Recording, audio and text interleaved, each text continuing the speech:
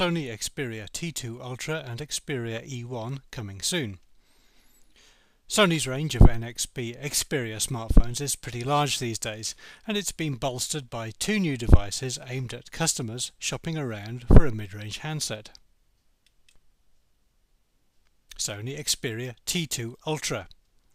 Available in single SIM and dual SIM configurations, the Sony Xperia T2 Ultra is aimed at Asian, African and Middle Eastern markets.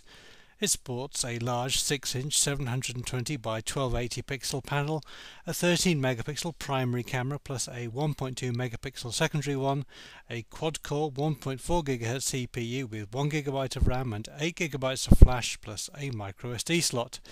The T2 Ultra supports both LTE and NFC and comes with a 3000 mAh battery and weighs 172 grams, and of course all the usual Android features are here too.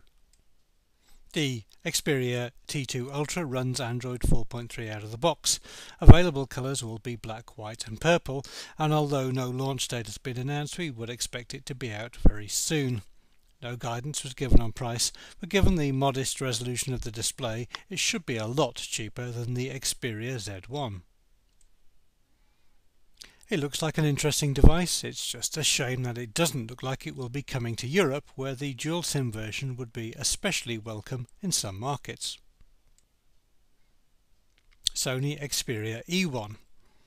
Although Sony are pitching the E1 as a mid-tier smartphone, the specification set is rather low-end. Along with the T2 Ultra, the E1 is available in single SIM or dual SIM versions, but the key selling point here is the very loud 100 decibel speaker.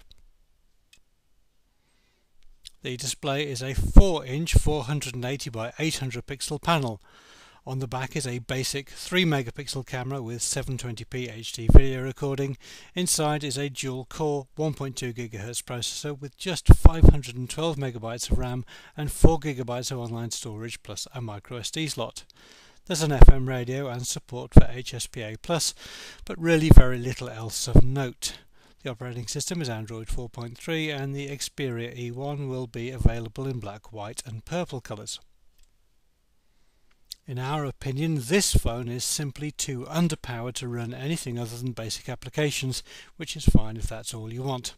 Hopefully the Xperia E1 will be cheap enough to justify the rather basic feature set.